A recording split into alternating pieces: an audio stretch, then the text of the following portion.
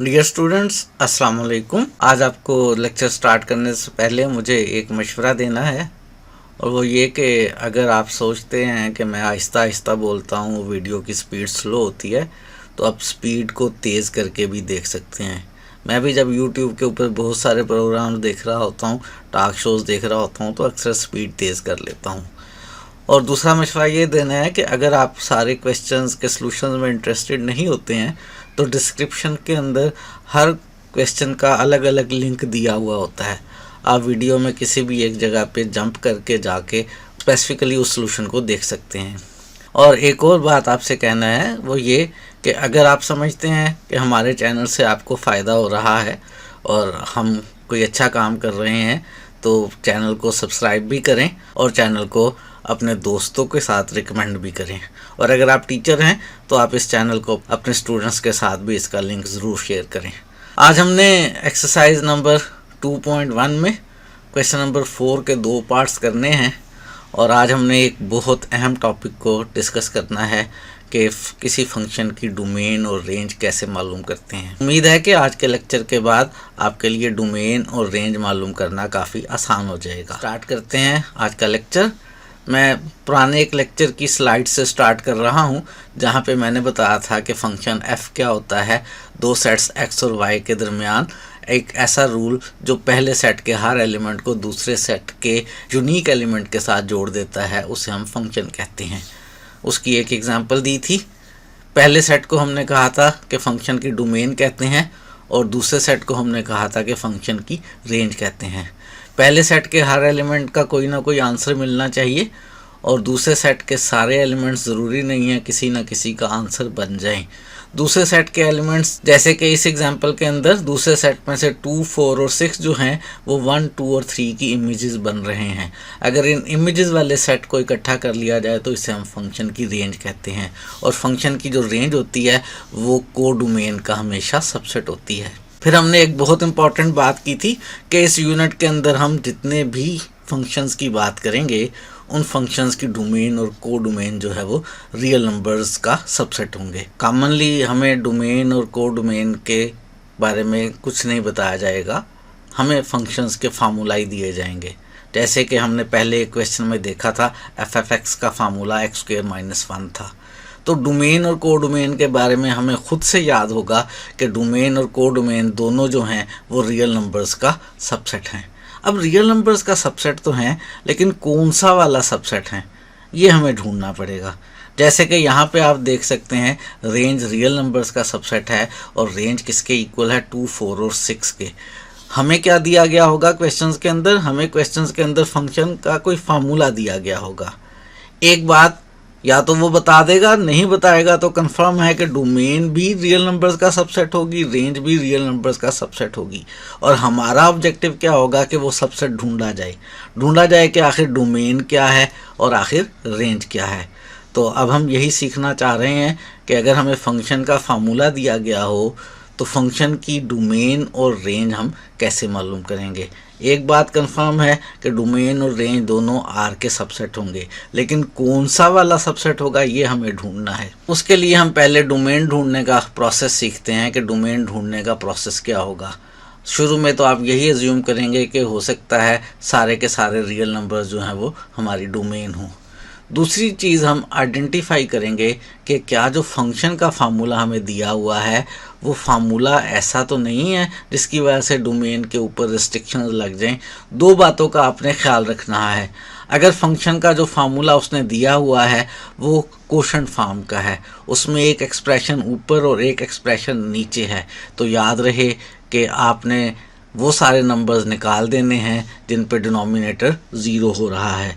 क्यों निकाल देने हैं? क्योंकि जब भी ऊपर कोई एक नंबर आ जाए और नीचे 0 आ जाए तो जो भी चीज़ बनती है वो कोई नंबर नहीं होता, हम कहते हैं वो अनडिफाइंड चीज़ है।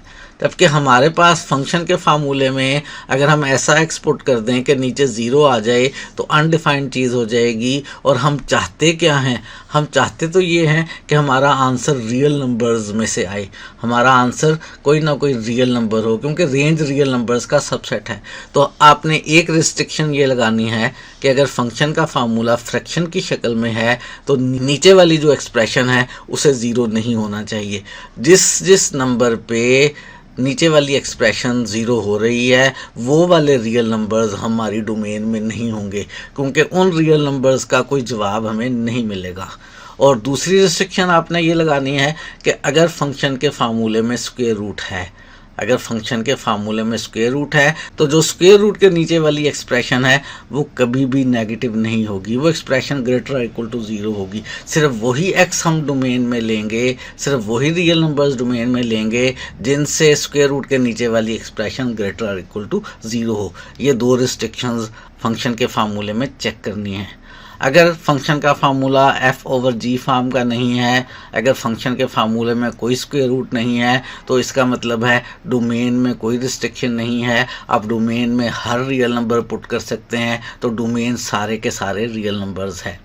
जब आप रिस्ट्रिक्शंस को चेक कर लें तो रिस्ट्रिक्शन से इनइक्वालिटीज़ बनाएं, यानी g(x) नॉन ज़ीरो लेते हुए इससे जो इनइक्वालिटी बन रही है वो ढूंढने के कौन कौन से x हैं, या स्क्वायर रूट के नीचे वाली एक्सप्रेशन को ग्रेटर और इक्वल टू ज़ीरो लेकर जो इनइक्वालिटी बन रही है उस इनइक्वालिटी को सॉल्व करें। सॉल्व करने के बाद नेक्स्ट स्टेप ये होगा कि आपको पता चल जाएगा कि कौन कौन से रियल नंबर्स लेने हैं। अगर कोई रिस्ट्रिक्शन नहीं है तो आपने सारे रियल नंबर्स ले लेने हैं। अगर कोई रिस्ट्रिक्शन है तो उस रिस्ट्रिक्शन से जो इनइक्वालिटी बनी है उस इनइक्वालिटी के मुताबिक आपने डिसाइड करना है कि कौन से रियल नंबर्स लेने हैं और कौन से रियल नंबर्स छोड़ने हैं। जब आप ये डिसाइड कर लेंगे तो आप आंसर को इंटरवल या सेट नोटेशन में लिखेंगे। आप सेट बनाएंगे या इंटरवल बनाएंगे, और वो जो सेट या इंटरवल बनाएंगे वही उस फंक्शन की डोमेन होगी। सेट का तो आपको मालूम है, ये इंटरवल क्या चीज़ होती है मैं आपको याद करवा देता हूँ। इंटरवल भी बेसिकली सेट ही होते हैं, लेकिन ख़ास तरह के सेट होते हैं। ओपन इंटरवल होता है जिसमें हम छोटी ब्रैकेट के अंदर a, b की शक्ल में लिखते हैं। a, b छोटी ब्रैकेट में लिखा हो या a, b उल्टी बड़ी ब्रैकेट्स डालकर लिखा गया हो तो इसका मतलब होता है ओपन इंटरवल है। और इसका मतलब होता है कि रियल नंबर्स आपने लेने हैं x, वो वाले रियल नंबर जो a से बड़े हैं और b से छोटे हैं। a और b के दरमियान के रियल नंबर्स लेने हो आपने अगर, तो उसको सेट बिल्डर फॉर्म में ऐसे लिख सकते हैं, और इंटरवल की नोटेशन की फॉर्म में ऐसे a और b के ऊपर छोटी ब्रैकेट्स डालकर या a और b के ऊपर उल्टी ब्रैकेट्स डालकर लिख सकते हैं। और इस तरह से लिखने को हम कहते हैं ये एक ओपन इंटरवल है। दूसरी पॉसिबिलिटी हो सकती है कि क्लोज्ड इंटरवल हो, इसमें हम स्क्वायर ब्रैकेट्स का इस्तेमाल करते हैं। इसमें हम वो रियल नंबर्स x लेते हैं जो a से ग्रेटर और इक्वल और b से लेसर इक्वल हैं। ओपन इंटरवल में और क्लोज्ड इंटरवल में सिर्फ थोड़ा सा फर्क है कि ओपन इंटरवल में a और b के दरमियान वाले नंबर होते हैं और क्लोज्ड इंटरवल में a भी होता है, b भी होता है और उसके दरमियान वाले रियल नंबर्स भी होते हैं। आप कह सकते हैं जो ओपन इंटरवल है वो क्लोज्ड इंटरवल का प्रॉपर सबसेट है। इसके अलावा ऐसा भी हो सकता है कि एक साइड से इंटरवल क्लोज हो जाए और एक साइड से ओपन हो जाए। फर्ज करें लेफ्ट साइड से क्लोज्ड हो जाए और राइट साइड से ओपन हो जाए, लिखेंगे कैसे? बिल्कुल सही सोच रहे हैं आप। लेफ्ट साइड पे बड़ी ब्रैकेट डाल देंगे स्क्वायर ब्रैकेट, और राइट साइड पे पैरेंथेसिस छोटी ब्रैकेट डाल देंगे, या लेफ्ट साइड पे बड़ी ब्रैकेट डाल देंगे और राइट साइड पे उल्टी ब्रैकेट डाल देंगे। ये लिखने का तरीका होगा। और जिस साइड पे उल्टी ब्रैकेट डली है या छोटी ब्रैकेट डली है वो वाला नंबर नहीं लेंगे, यानी रियल नंबर्स x लेंगे। वो रियल नंबर्स x लेंगे जो a से ग्रेटर और इक्वल हैं, b से लेस हैं। वो सारे रियल नंबर्स इकट्ठे करके सेट में रख लेंगे। इस सेट को हम कहेंगे ये क्लोज्ड ओपन इंटरवल है। लेफ्ट साइड से क्लोज्ड और राइट साइड से ओपन इंटरवल है। आप क्या सोच रहे हैं? कुछ सोच रहे हैं? अगर नहीं सोच रहे हैं तो सोचना चाहिए आपको। जैसे आप ड्रामा देखते हुए गेस करते हैं कि आगे क्या होगा, इसी तरह मैथ पढ़ते हुए भी आपको गेस करना चाहिए कि आगे क्या होगा। अगर आपने गेस कर लिया है कि हम लेफ्ट साइड से ओपन और राइट साइड से क्लोज इंटरवल की बात करने लगे हैं तो शाबाश है। यकीनन आप जिंदगी में बड़े कामयाब इंसान बनने वाले हैं। आप जिंदगी में कुछ ना कुछ अच्छा काम करेंगे। तो अगर लेफ्ट साइड से ओपन और राइट साइड से क्लोज्ड होगा तो हम क्या करेंगे?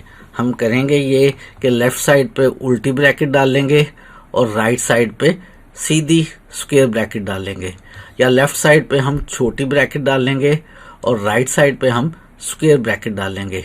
और इसका मतलब होगा कि वो नंबर लेने हैं जो x से बड़े हैं और वो नंबर लेने हैं जो b से लेसर इक्वल हैं। वो x लेने हैं जो a से बड़े और b से लेसर इक्वल है। हम इसको कहेंगे ये लेफ्ट साइड से ओपन और राइट साइड से क्लोज्ड इंटरवल है। बाद का इंटरवल्स में इन्फिनिटी भी शामिल होता है। इन्फिनिटी में हम ऐसा इंटरवल ले सकते हैं जो माइनस इन्फिनिटी से a तक हो। अगर हम रियल लाइन के ऊपर इस इंटरवल को देखना चाहें और रियल लाइन पे अगर ये कोई नंबर a है तो माइनस इन्फिनिटी से a तक जितने भी नंबर बन रहे हैं वो सारे रियल नंबर्स इंटरवल की फॉर्म में हम लिखेंगे माइनस इन्फिनिटी से a। माइनस इन्फिनिटी कभी भी इंटरवल में शामिल नहीं होगा। माइनस इन्फिनिटी रियल नंबर नहीं होता, तो माइनस इन्फिनिटी पे हमेशा या तो छोटी ब्रैकेट पैरेंथेसिस डलेगी या उल्टी ब्रैकेट डलेगी। ए शामिल हो भी सकता है और नहीं भी। अगर ए को शामिल नहीं करना तो ए पे छोटी ब्रैकेट डाल देंगे और ए को शामिल करना है तो बड़ी ब्रैकेट डाल देंगे। सेट की फॉर्म में लिखें तो हम कहेंगे कि हमने रियल नंबर्स एक्स लिए हैं, वो रियल नंबर्स लिए हैं जो ए से छोटे हैं।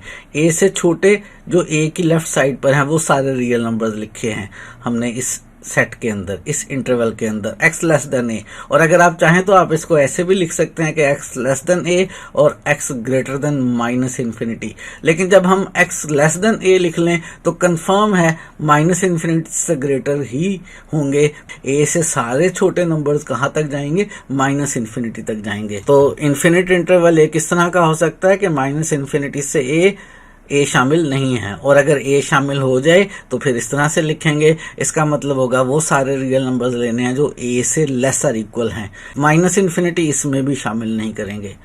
और अब आप सोच सकते हैं कि जैसे हमने ए से छोटे कहे हैं, ए से बड़े भी तो कह सकते हैं। ए से बड़े कहाँ तक? ए से बड़े इन्फिनिटी तक। ए से बड़े इन्फिनिटी तक अगर ए को ना शामिल करें तो हम ए पे छोटी ब्रैकेट डाल देंगे। ए से इन्फिनिटी तक वो रियल नंबर जो ए से बड़े हैं, और अगर हम a को शामिल कर लें तो a पे स्क्वायर ब्रैकेट डाल देंगे और वो रियल नंबर्स x जो a से ग्रेटर आर इक्वल हैं। और आखिरी बात, ऐसा भी तो हो सकता है कि सारे रियल नंबर्स लें आप। उसके लिए आप कहेंगे माइनस इन्फिनिटी से इन्फिनिटी तक के सारे रियल नंबर्स, और रियल नंबर्स के सेट को इंटरवल की फॉर्म में आप माइनस इन्फिनिटी से इन्फिनिटी दोनों साइडों पे छोटी ब्रैकेट्स डालकर पैरेंथेसिस डालकर एक्सप्रेस करेंगे।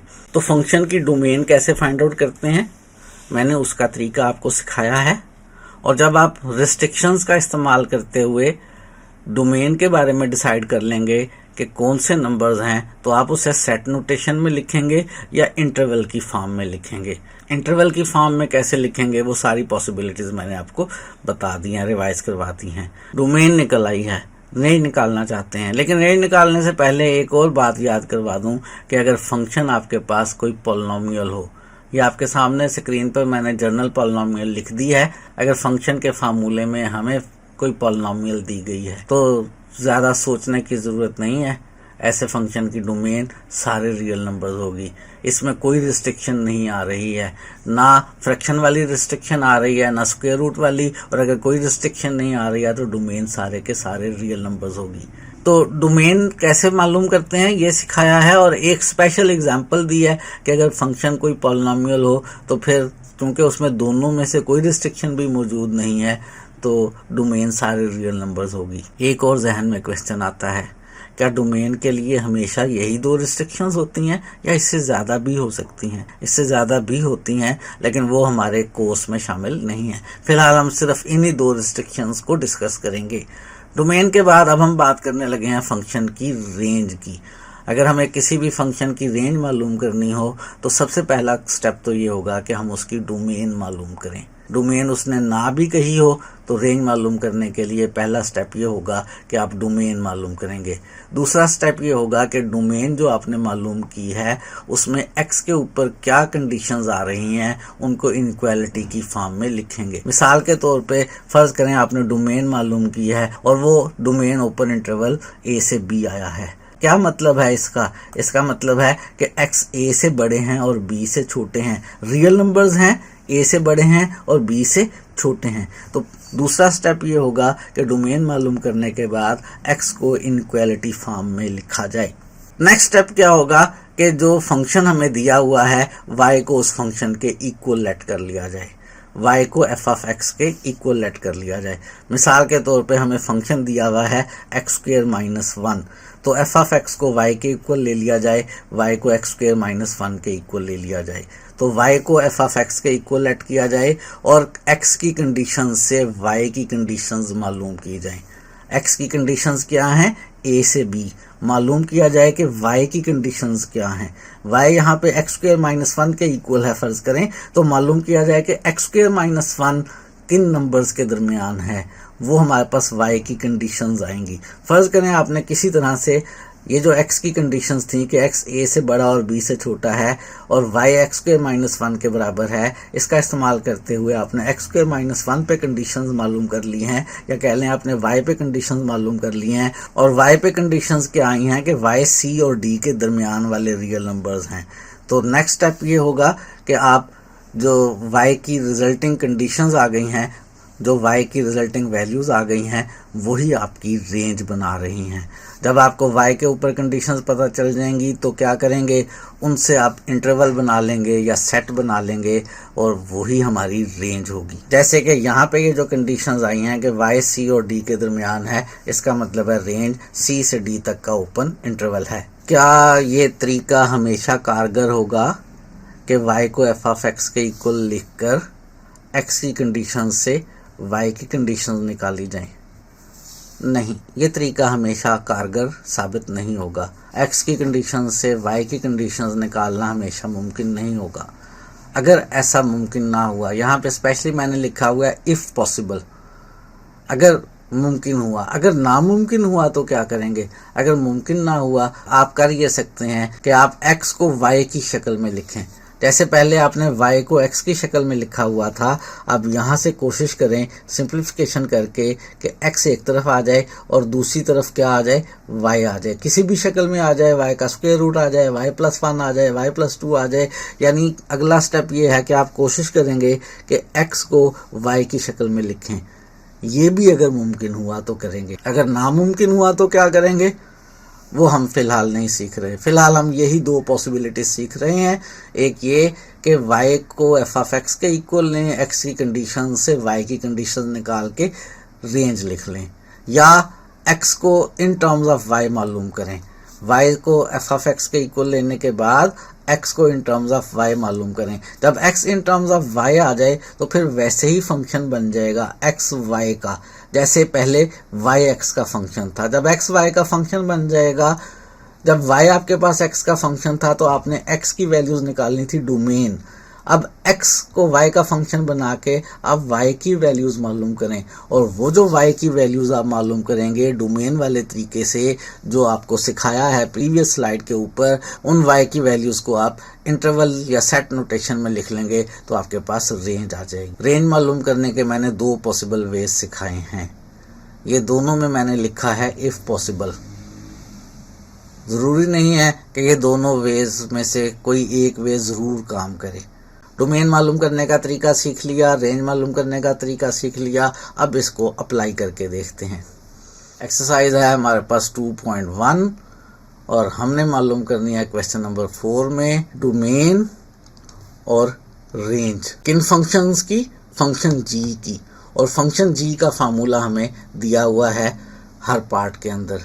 पहले पार्ट में जो फंक्शन g का फार्मूला है वो है 5 - x। मालूम क्या करना है, डोमेन और रेंज। डोमेन मालूम करने का तरीका मैंने आपके सामने लिख दिया। अज्यूम ये करना है कि सारे रियल नंबर्स हैं और देखनी है दो रिस्ट्रिक्शंस कि क्या फंक्शन के फार्मूले में फ्रैक्शंस हैं, क्या फंक्शन के फार्मूले में स्क्वायर रूट है।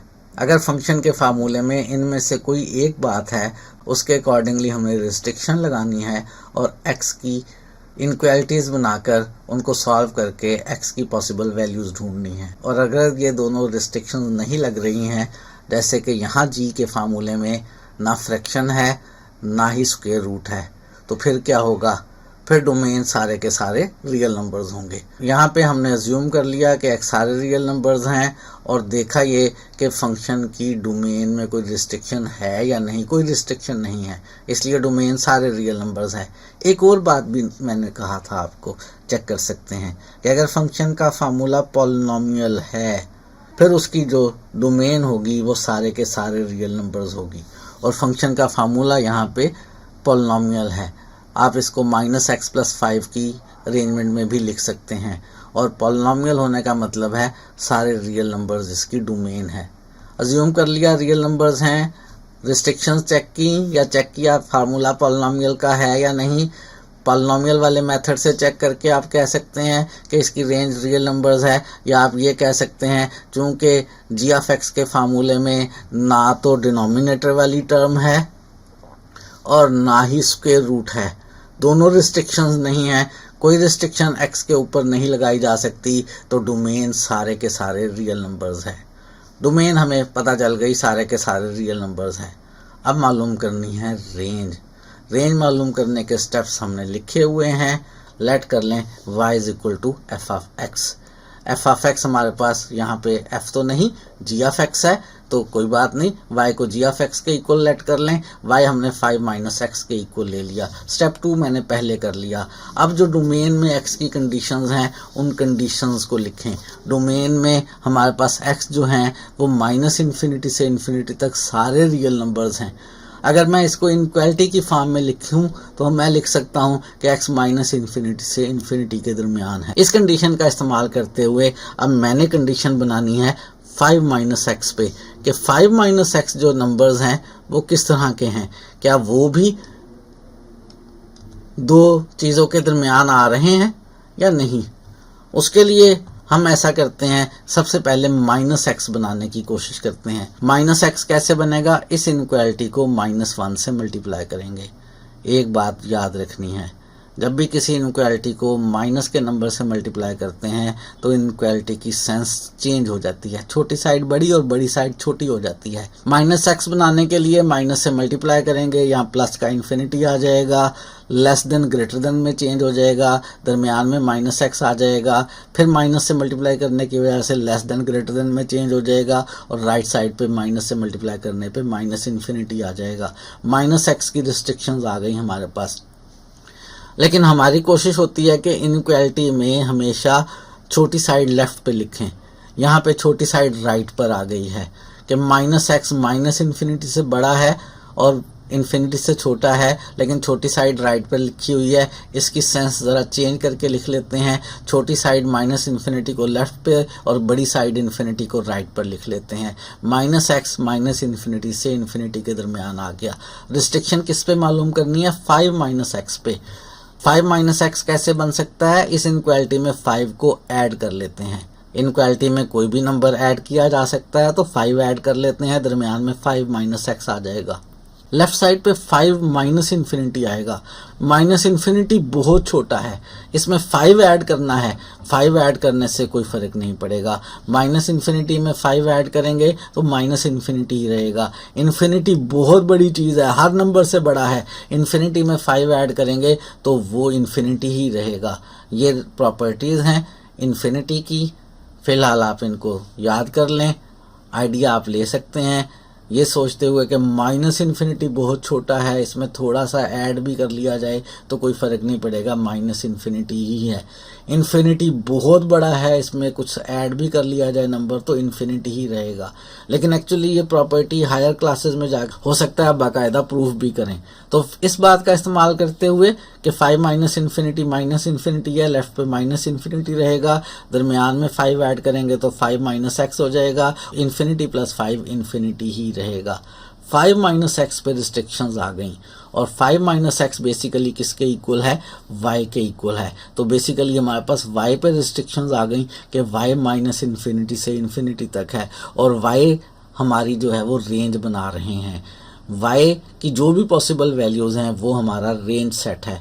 y की पॉसिबल वैल्यू -इन्फिनिटी से इन्फिनिटी तक हैं, तो रेंज क्या हो गई -इन्फिनिटी से इन्फिनिटी तक, यानी सारे के सारे रियल नंबर। क्वेश्चन नंबर 4 के पार्ट 1 में उसने डोमेन और रेंज मालूम करने के लिए कहा था, हमने मालूम कर ली हैं। उम्मीद है आपको समझ आ गई होगी। अगर नहीं बात कोई समझ आई है तो आप हमारे साथ कमेंट्स में पूछ सकते हैं, और अगर आप टीचर हैं तो कमेंट में पूछने के साथ साथ आप हमारे व्हाट्सएप के नंबर पे भी हमसे रब्ता करके पूछ सकते हैं। व्हाट्सएप का नंबर हमारा डिस्क्रिप्शन में मौजूद है।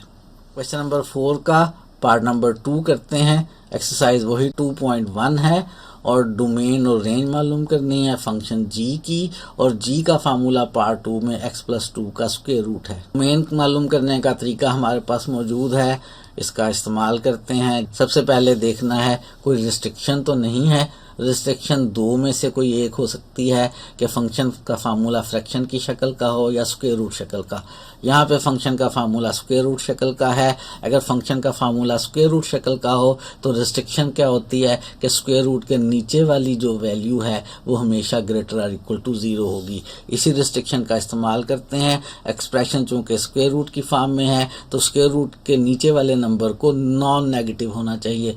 नॉन नेगेटिव यानी ग्रेटर और इक्वल टू 0 होना चाहिए। तो x+2 ग्रेटर और इक्वल टू 0 आ गया। हमें x की रिस्ट्रिक्शंस ढूंढनी है।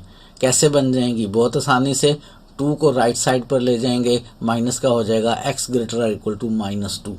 x की जो रिस्ट्रिक्शंस आई हैं, इन रिस्ट्रिक्शंस से हम सेट बना लेंगे या इंटरवल बना लेंगे तो वही हमारी डोमेन होगी। रिस्ट्रिक्शंस आएंगी in the form of inequalities. Inequalities की फॉर्म में जो रिस्ट्रिक्शंस आएंगी वहाँ से x मालूम करेंगे, वो x हमारे जो भी होंगे वो सारे हमारी डोमेन बना रहे होंगे।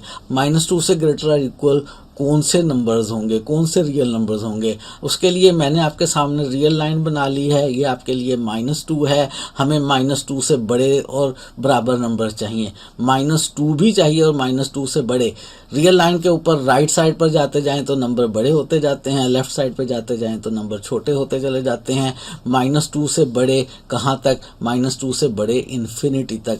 तो -2 भी होगा और -2 से बड़े इन्फिनिटी तक नंबर्स जितने भी आएंगे वो सारे आएंगे, और डोमेन हमारी -2 से इन्फिनिटी तक का इंटरवल हो गया, जिसमें -2 पे स्क्वायर ब्रैकेट डाल दी, क्लोज इंटरवल है। इन्फिनिटी और -इन्फिनिटी पे मैंने बता दिया है हमेशा पैरेंथेसिस डलेंगी, छोटी ब्रैकेट्स डलेंगी और ये शामिल नहीं होंगे। तो इन्फिनिटी शामिल नहीं है, -2 शामिल है, -2 से ग्रेटर और इक्वल। और अगर यहाँ इनइक्वालिटी में इक्वेशन ना होती, सिर्फ x ग्रेटर देन -2 होता, तो फिर यहाँ पे हम डालते छोटी ब्रैकेट के -2 से बड़े नंबर लेने हैं, -2 के इक्वल भी लेने हैं, यहाँ पे उससे बड़े भी लेने हैं। तो हमने -2 पे स्क्वायर ब्रैकेट का इस्तेमाल कर लिया है। डोमेन निकल आई। क्या करना चाहते हैं? रेंज मालूम करना चाहते हैं। क्वेश्चन में उसने दोनों चीज़ें मालूम करने के लिए कहा था। उसने कहा था डोमेन मालूम करें और उसने कहा था फंक्शन की रेंज मालूम करें। अब हमने रेंज मालूम करनी है। रेंज मालूम करने के स्टेप्स भी मैंने आपके सामने लिख दिए हैं। उसमें सबसे पहला स्टेप होता है डोमेन निकालें, लेकिन डोमेन तो निकाल चुके हैं। अगर यहाँ डोमेन ना भी निकालने के लिए कहता और सिर्फ रेंज निकालने के लिए कहता तब भी डोमेन निकालते। यहाँ लकीली हम डोमेन पहले ही मालूम कर चुके हैं, तो अब रेंज की तरफ बढ़ते हैं। और रेंज के लिए सबसे पहले ये काम करेंगे कि आप y को f(x) के इक्वल रखेंगे। यहाँ फंक्शन का फार्मूला f तो नहीं, g है, और g का फार्मूला क्या है? x+2 का स्क्वायर रूट। तो y को x+2 के स्क्वायर रूट के इक्वल रख लिया। मालूम करना चाहते हैं आप y के ऊपर कंडीशंस, यानी हम ये चाहते हैं कि हमें पता चल जाए कि x+2 का स्क्वायर रूट जो है वो किस तरह का नंबर है।